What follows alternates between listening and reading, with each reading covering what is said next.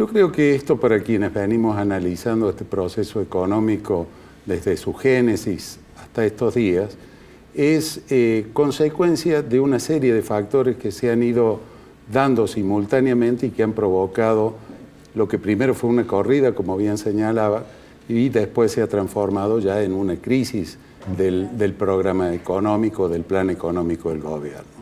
Nosotros el primer problema lo estamos identificando en el sistema de toma de decisiones en materia económica, que con total derecho el presidente eligió, pero lo hizo a través de un parcelamiento del área económica en donde no había un primo entre pares y precisamente se produjo lo que avisorábamos, es decir, la toma de decisiones contradictorias entre sí, que son la antítesis de un plan económico.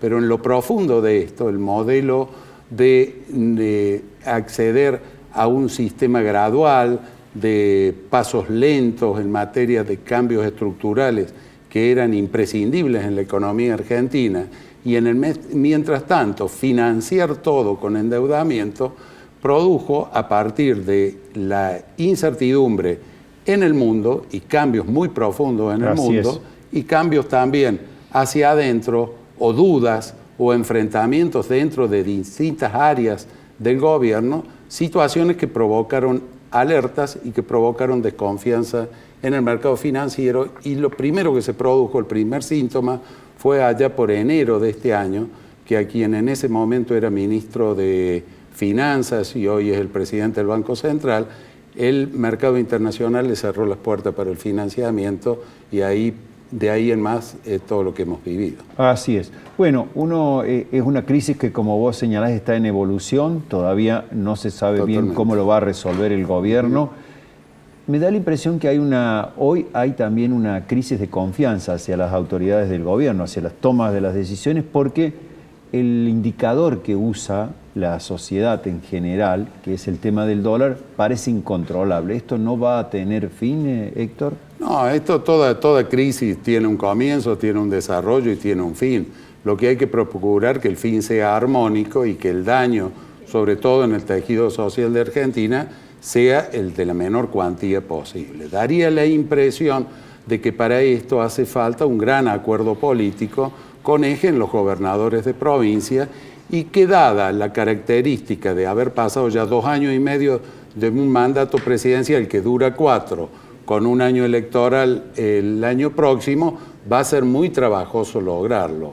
Yo soy optimista en eso, creo que los gobernadores ya han dado señales, y también en el Congreso ha habido señales que le han permitido la gobernabilidad a la actual administración. Lo importante es que la actual administración ponga lo suyo también y no crea que simplemente con cambio de nombres, pero sin cambio en las medidas y haciendo pagar los costos a sectores que ya están exhaustos, se pueda salir de esta situación. Muy bien, sectores exhaustos, pero hay sectores que, Oscar, han comenzado a sentir este impacto.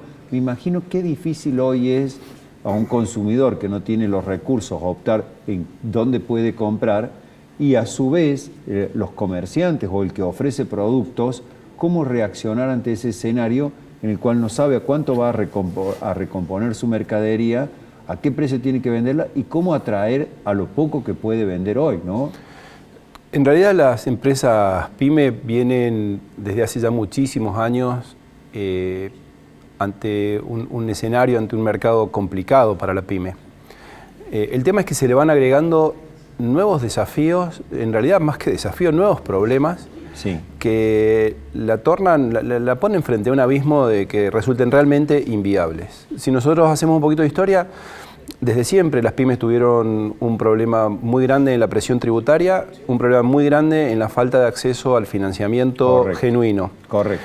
El problema es que en los últimos tiempos se le agregan factores concurrentes. En primer lugar, y lo más notorio, lo que hoy emerge como muy fuerte, es que el mercado está retrayéndose. Es decir, la reducción del déficit de algún modo tiene que ver con restringir determinadas variables del mercado que afectan directamente a la pyme, de manera particular a las que están relacionadas con el consumo. Pero adicionalmente está por debajo habiendo toda una corriente, una tendencia que no es de Argentina, es global, que tiene que ver con cambios en los modos de compra y de hábitos, en donde las pymes, adicionalmente, las que no han leído esto, se están enfrentando a una pérdida de consumidores que están comprando otros productos y de otra manera. Es decir, las pymes tenían fuerte presión impositiva, problemas de financiamiento y bueno, ahora por supuesto también un mercado reducido por la caída del poder de compra de los consumidores. Pero además se agrega esto que vos decís, hay un cambio de conducta, de pauta, de cultura que hace que no se venda entre comillas como se vendía antes. El tipo de compra, nosotros hablábamos siempre de los millennials y de los centennials como una categoría teórica que alguna vez iban a llegar. En un estudio reciente de Manpower, a nivel global, estiman que en el año 2020, es decir, pasado mañana, el 35% de las personas trabajando en el mundo van a ser millennial y el 24% van a ser centennial, 59%. 60% de las personas que tienen una fuente de trabajo van a ser millennial o centennial. Compran de otra manera. Y esto hace que las empresas que se han quedado en el pasado vendiéndole al consumidor al que le habían vendido toda la vida y no leen esto, están perdiendo consumidores. Entonces, si le agregás a la presión tributaria, la caída por la situación económica, a esto un cambio de mercados que están yendo hacia otro tipo de empresas, y por si fuera poco, los costos financieros, las pymes siempre tuvieron un problema de acceso al financiamiento, pero en este momento los costos financieros son absolutamente impagables, y algunas soluciones que se están dando, yo entiendo, están más cerca de la teoría que de la práctica. El descuento de cheques no está al alcance de las pymes. Son muy pocas las pymes que disponen de cheques de terceros, que es lo que un banco les va a descontar, si es que califican para que se lo descuenten, que es otro paso que no todas las pymes están en condiciones de dar. Entonces caen a otro tipo de mercados en donde el costo real financiero está más cerca del 100% que del 29%. Así es. Héctor, entonces vuelvo con vos. Oscar dice, tasas impagables, digamos, y pérdida de los salarios frente al desarrollo de la inflación o de los ingresos fijos, si uno quiere decirlo así, con lo cual el consumo se resiente. ¿Cómo se hace para salir de esta coyuntura? Vos incluso has estado al frente de una entidad financiera como el Banco de Córdoba. ¿Qué aconsejarías o qué dirías que hay que hacer en este contexto para recuperar el mercado, para poder cumplir con los compromisos, además, por contrapartida con el fondo? Bueno, todos estos temas que vos bien has resumido hacen a la microeconomía. Para que la microeconomía funcione y funcione con agilidad y con crecimiento, primero tiene que estar estabilizada la macro. O sea, lo primero que hay que hacer y lo que el gobierno debe entender que es el primer paso es estabilizar la macroeconomía. Para eso hace falta tomar decisiones de tipo político que exceden al marco meramente teórico o instrumental de la economía.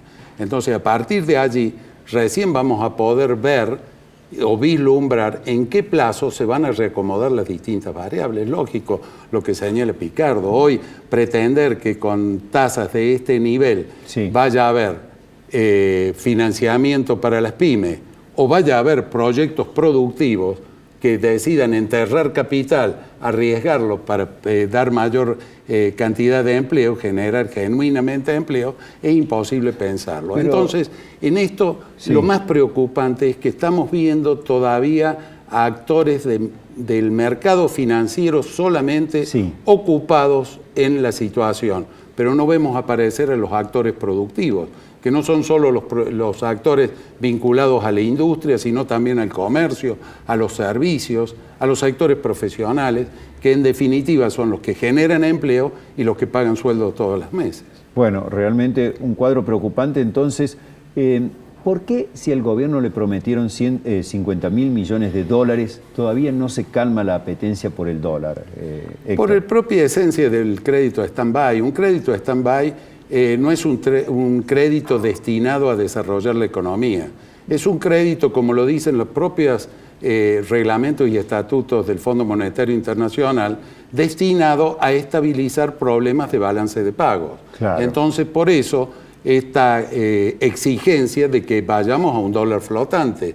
¿Por qué? Porque el dólar flotante implica que no se va a trazar nuevamente, no va a ser ancla inflacionaria y por lo tanto va a devolver competitividad a las exportaciones argentinas. Pero acá falta el otro capítulo. Claro. O sea, lo del Fondo Monetario, primero que vienen cuotas. Segundo, que hay que cumplir pautas muy exigentes, que ayer en un acto que yo califico de imprudencia, el ministro Duhovne lo resume en un documento que eleva al Congreso. Sí. Digo imprudencia porque está está en el comienzo de una negociación política con los gobernadores, sí. Y ahí establece una serie de pautas que indudablemente el mercado lo va a ir viendo y lo ve como que no hay todavía una masa instrumental que las apoye. Fundamentalmente, seguimos hablando de metas de inflación, tenemos una gran caída en el déficit fiscal que todavía no sabemos de dónde va a surgir ni dónde